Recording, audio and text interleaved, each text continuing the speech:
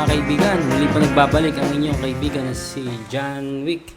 Ngayong araw po nito ay pag-usapan po natin ang tungkol dito po sa gamot na isinusulong ng Concerned Doctors and Citizens of the Philippines o yung tinatawag na CDCPH.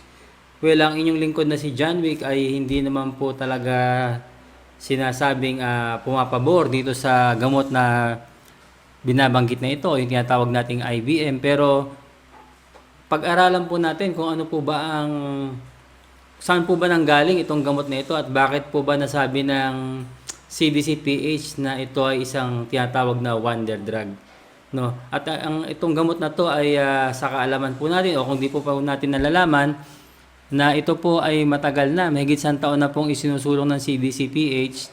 Subalit hanggang sa ngayon ay hindi pa rin po naaprubahan itong tinatawag nating Food and Drug Administration ng Pilipinas. So bakit po kaya? Tingnan po natin.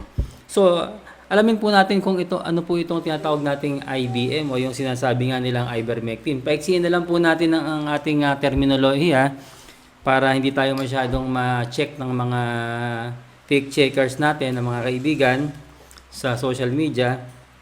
At bakit nga ba ito binabawal ng HUDAS, no? Ng DOH at saka nitong FDA na to, no? Well, itong ating babasahin po na to hindi po ito kung saan lang kinuha.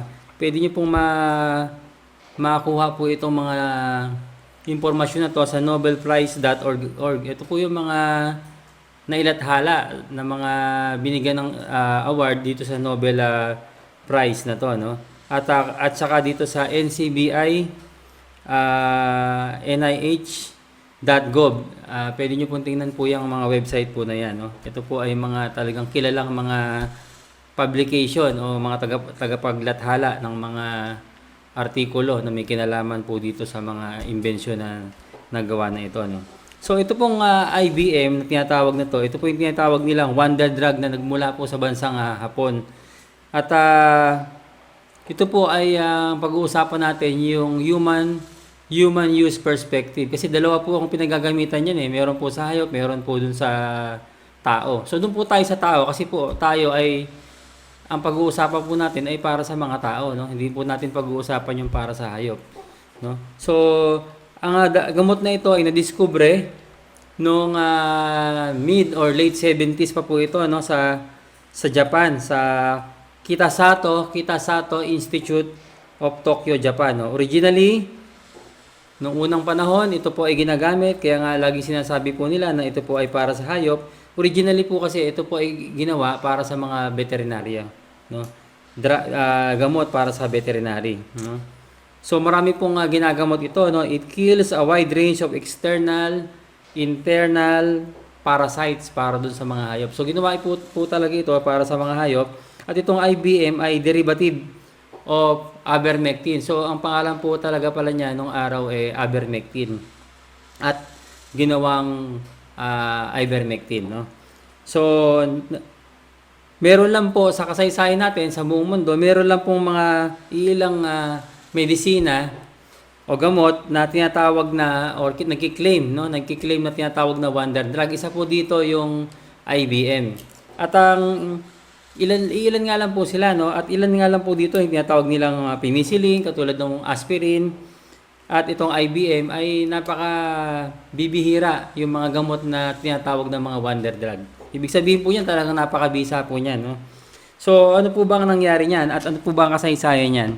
So na-discover po ito nung sinasabi nung taong 1975 ni Satoshi Omura at itong si William Campbell.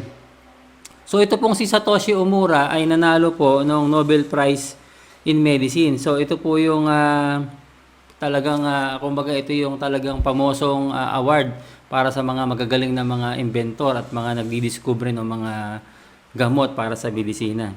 At itong drug na to ay nasa listahan po ito ng World Health Organization na kinabibilangan po ng mga essential medicines para sa mga tao, no?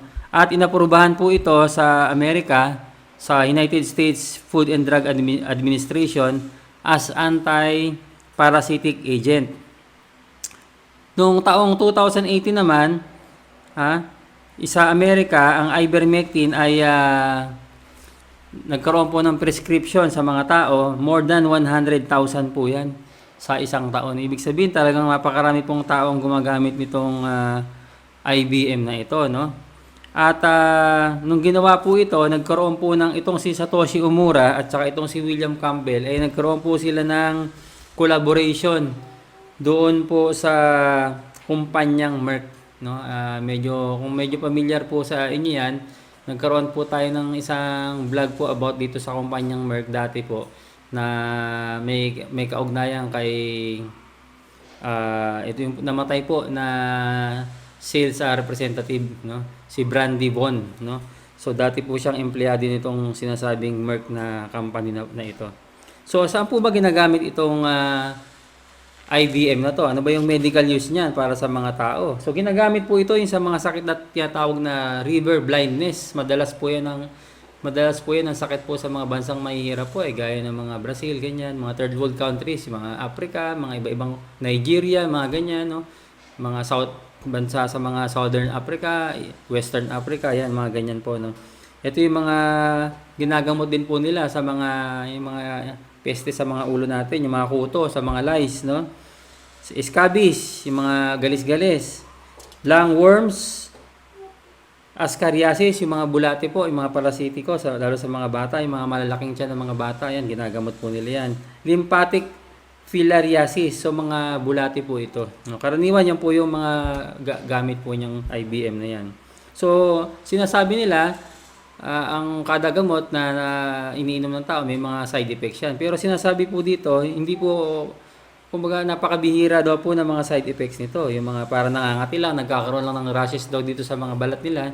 So napakadalang lang daw po na mangyari po niyan. Kaya halos wala pong side effect itong IBM na ito, sinasabi ng mga eksperto, no. At nagkaroon po ng unang paggamit po ito sa tao.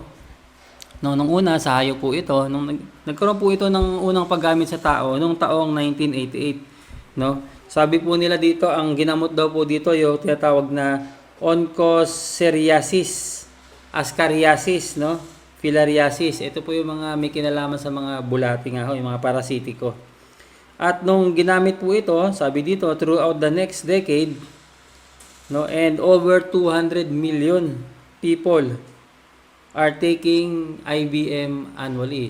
Sa madalit salita po, daang libo nung una, ngayon po sa Amerika, daang libo po yung naggagamot nito. Sa buong mundo daw po, kada taon ay mahigit na 200 million daw po ang naire-resetang gamot na may kinalaman dito sa IBM na ito. So napakarami po pala talagang gumagamit itong IBM na to, no.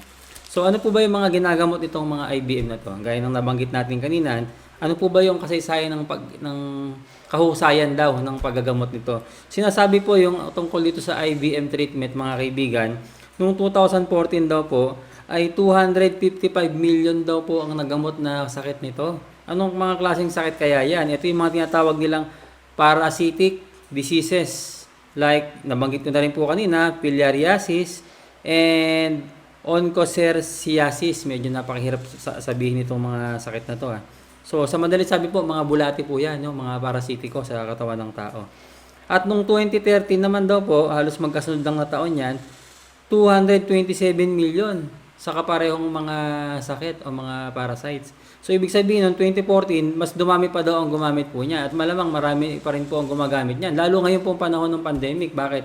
Marami pong nag-a-advocate po nito sa bansang United Kingdom, sa Europe, sa Amerika, meron na rin po sa India, sa Indonesia, at ngayon sinusulong nga po sa Pilipinas. May mga kilala po akong umiinom nito. Ako po, mga kaibigan, hindi po ako umiinom nitong IBM na to. At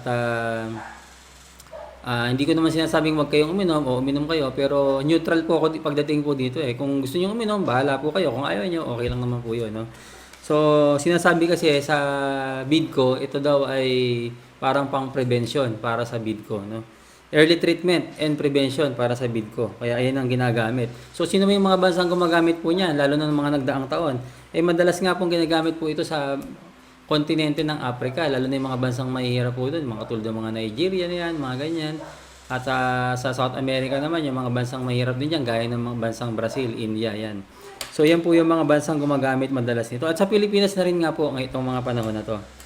So sinasabi po ng pag-aaral, nung uminom daw po yung mga tao sa mga bansang nabanggit ko kanina, ay nagkaroon daw po ng improvement sa kalusugan. Ano naman yung mga improvement sa kalusugan na naramdaman nila? Sinasabi po dito ay 55% ay luminaw yung mata. Kasi nga po yung river blindness, nga po yung mga sakit na nararamdaman nila, lumalabo hanggang mabulag po yung mata nila ng mga tao na yan. Nagkaroon daw po ng improvement, 55%. Malaking bagay po yan, no? At 54% naman ang dewormed. Ibig sabihin natanggalan ng mga bulate sa katawan. Gumanda daw ang balat, 50%, no? Yung mga galis-galis. Ito pala, inumin mo pala to, gaganda pala ang balat mo. Maganda pala to, ngayon ko lang nalaman to.